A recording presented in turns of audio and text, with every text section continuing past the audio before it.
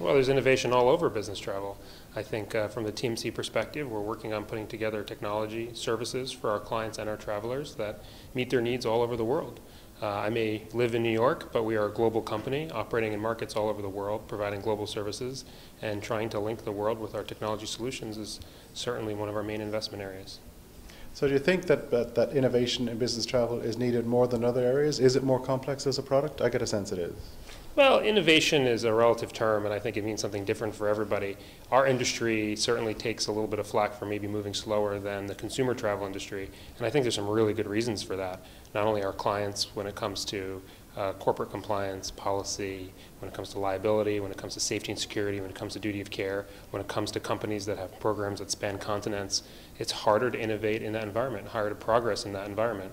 But the flip side is we provide a very valuable service to our customers and our travelers, and so we are going to work really hard to make sure that we stay up to pace and lead the way.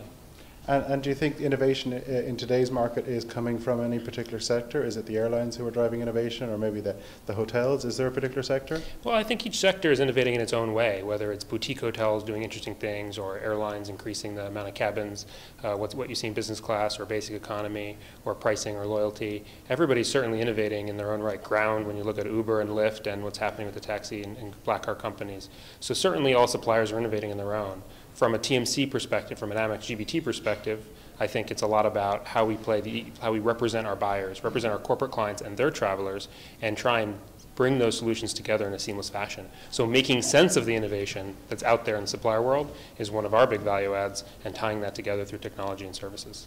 And in the business sector, do you think innovation has maybe, or there's been a push from the consumer sector and the B2C sector? So some of the OTAs maybe have pushed innovation into the business sector? Absolutely. I mean, competition is good, and competition sometimes is not your direct substitute. Sometimes it's an indirect substitute. Sometimes a direct substitute becomes, or an indirect substitute becomes direct. So I think, obviously, you know, as they say, the tide floats all boats up, and certainly raises the game and raises the stakes for us. So we look at what's happening in the consumer sector. We look at what's happening across competitors in the business travel sector, and we look what's happening in non-travel sectors as well from a technology and experiential standpoint, and have to build an innovation agenda against all of those things. So absolutely.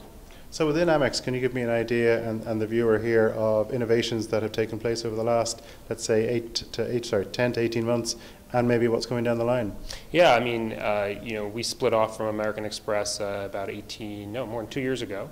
And as part of that joint venture, 50% owned by American Express and 50% independently and privately owned, we've had an investment of capital that we've used to innovate and build a technology roadmap for the future. And we're looking at the long play. Sure, you want to come out with bright, shiny objects quarter to quarter, but we're also looking at really the multi-year roadmap on fundamentally fixing a lot of the core technology in business travel that might lead to a slower or less innovative historical product development and adoption. So we have a lot going on behind the scenes, but we recently announced the acquisition of KDS, booking tool based in Paris with a great European footprint and amazing technology, and trying to take that technology, an innovative company, and integrate it into the GBT family to provide benefits both to them and to us is a really positive example of how we're spending capital to innovate pretty quickly. So talk to me about an event like this with DataArt, where it's an open panel discussion. Yeah, I mean, I think there's definitely space in the lecture format in business travel, because a lot of travel buyers, a lot of folks in the industry might be new, might not know historical challenges, and it's good to certainly inform and talk. But you know, at the end of the day, we have to collaborate. Everybody in the value chain has to get together and collaborate to deliver value to each of our independent customers, some of whom are the same, some of whom are different. Some of us compete against each other. But again, as we collaborate together, we create value for the industry overall. And so those types of dialogue, formal and informal, are absolutely vital to our long-term success.